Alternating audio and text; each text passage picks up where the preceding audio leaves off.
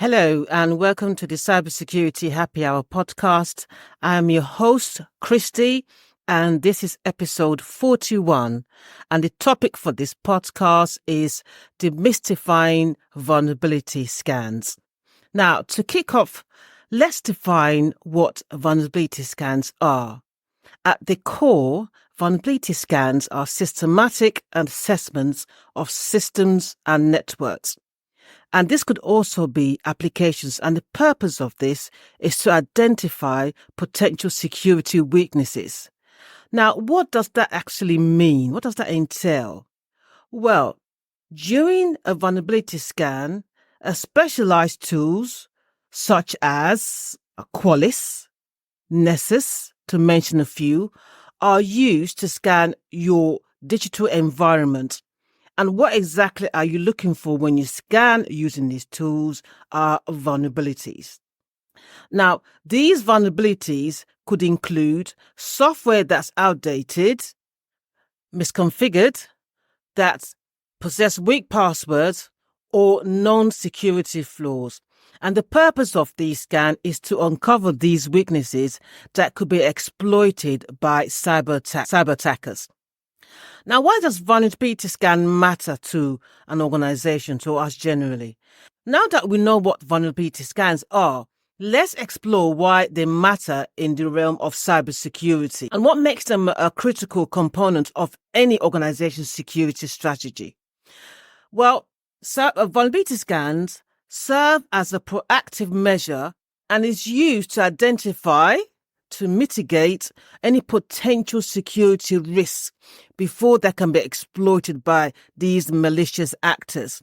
So as an organization, when you appoint a cybersecurity professional, to conduct these irregular vulnerability scans, your organization can stay ahead of emerging threats, and they can minimize the attack surface and help to boost your overall security posture. What are the types of security scans? There isn't one size that fits all approach to vulnerability scans.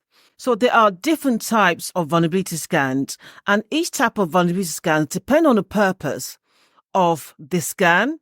So they have a specific purpose. One example is a network vulnerability scan. And a network vulnerability scan will focus on identifying vulnerabilities within a network infrastructure. So you'll be looking at your routers, your servers, and your switches. Then we also have web application scans, which target web application vulnerabilities, such as SQL injection and cross-site script. Conducting vulnerability scans. Now, we've covered the basics. I just talked about the basics. So let's dive into how vulnerability scans are conducted. What are the steps involved with the vulnerability scan process? So typically, vulnerability scans involve several stages, including scanning, analysis, and reporting. And during this scanning phase, you can use automated tools to scan your digital assets for vulnerabilities. And then once these scans have been completed, then you can run a report and analyze the vulnerabilities, and they are categorized into levels. So typically, ideally, it'd be good to use a CVSS scoring system, and this categorizes it into the severity. So the severity and also the potential impact. And then finally, as I mentioned before, you would generate a report that would detail the findings and also recommendations for remediation. So within that report, you tell you this is what's wrong and this is how you can fix it. Now, as I've mentioned, one prevalent findings that you may find during your scan results is the presence of unpatched software. This is typically common. And unpatched software obviously can introduce vulnerability into your infrastructure. And these vulnerabilities pose a significant risk as they can be exploited by attackers, and they can use that exploitation to gain unauthorized access, or they can compromise sensitive data. Additionally, if you have misconfigurations in your network devices and servers, these can also be identified, and this is typically a quite common issue. And these misconfiguration and potential well, they could potentially expose your organization to security breaches, service disruption if less unaddressed. So you find these findings, these vulnerabilities, you need to fix them. You must fix them. So once again, first and foremost, I'm going back again just for you to have a clear understanding. Prioritizes vulnerabilities based on the severity and how easy it is to exploit. That's quite critical. Then again, if you have identified software that hasn't been patched, ensure that you patch the critical vulnerabilities, especially those that pose the highest risk to your organization's security. Now, you can also, definitely implement robust security, change management. So you have a change management process within your organization. And with this change management, what this can do is to ensure that the patching are deployed in a timely manner. And not just in a timely manner, it covers any updates across your infrastructure. So regular reviewing and updating the security configuration is also essential for mitigating the risk associated with misconfiguration. Now, how are vulnerability scan results categorized? So they're typically categorized, I said, depends on the severity, based on severity and impact of the identified vulnerabilities. So let's start with the first one, critical. Critical vulnerabilities are the most severe and they pose a significant risk to security of your system or network. And these critical vulnerabilities have the potential to be exploited remotely by attackers to gain unauthorized access, and they can execute arbitrary code. They can compromise sensitive data, and immediate remediation is usually required to mitigate the risk associated with these critical vulnerabilities. Then a second category, which comes after critical, is high. High severity vulnerabilities are serious security flaws that could lead to a breach or it could lead to a compromise if it's exploited. It might not be as severe as the critical vulnerabilities. However, they still pose a considerable risk and should be addressed promptly to prevent potential security incidents. Then the next category below high is medium. Again, they're less severe than high severity vulnerabilities, but again, they still possess potential security risks that can be exploited by attackers. And again, they may require remediation within a reasonable time frame. So the time frame could be, let's say, 48 hours, depends on the risk that's been identified. Then we have low severity vulnerabilities are considered less critical and have a likelihood of being exploited, and they can also cause significant harm. They might not pose an immediate threat, but addressing low severity vulnerabilities is still important because sometimes if they're ignored, they have a potential to increase from a low to a medium. And then obviously the attack surface changes. And then lastly, we have informational. And with this informational findings includes non-security related issues. This could be configuration setting, and it doesn't really pose a direct security risk, but they must still be relevant and not to be ignored. So it gives you the information and also gives information of improving the overall security posture, or it could also do with compliance, aligning with organization best practice. Now that you have an understanding of how vulnerabilities are categorized based on severity, then what does this information help organization do? Then it gives you an understanding on how to prioritize the risk and remediation. And so that if you can prioritize, then you can allocate the necessary resources to address the most critical risks first.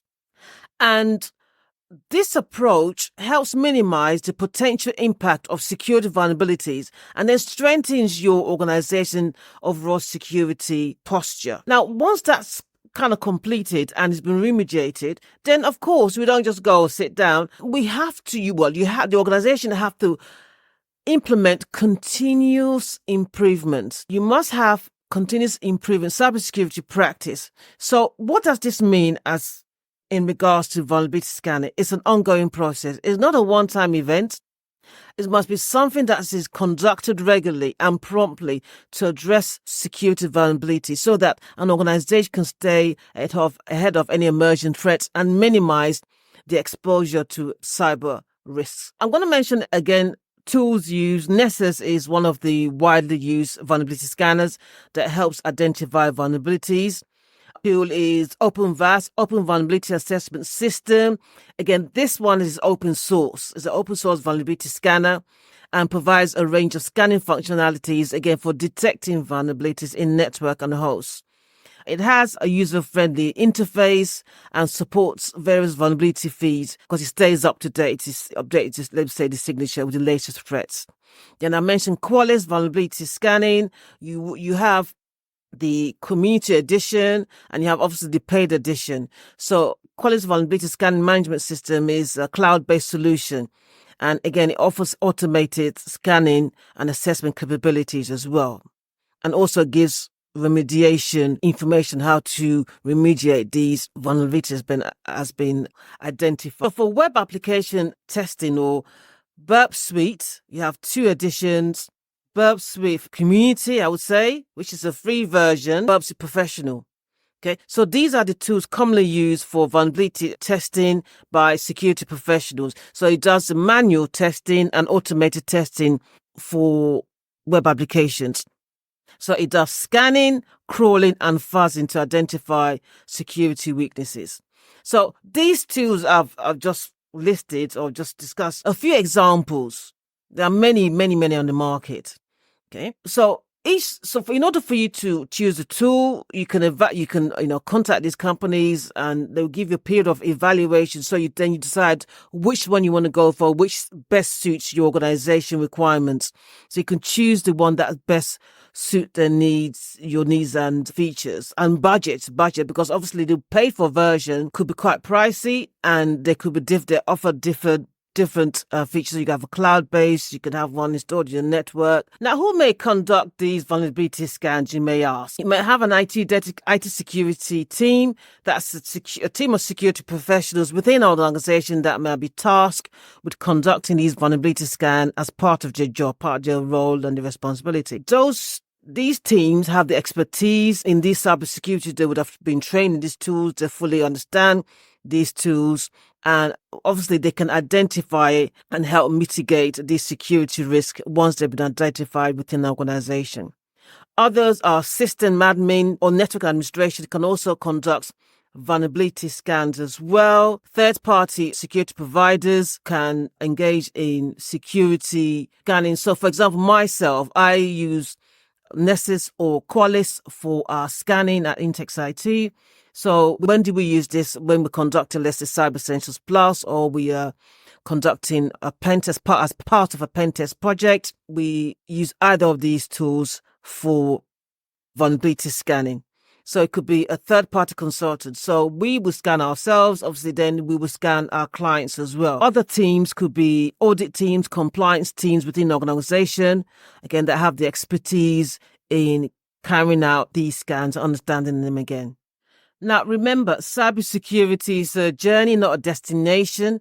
So as cybersecurity professionals, we have to stay vigilant, proactive, and also committed to addressing these vulnerabilities to enhance our organizations or our clients' resilience to cybersecurity threats. As I wrap up this episode, I'm going to just kind of recap on what I just discussed on vulnerability scans.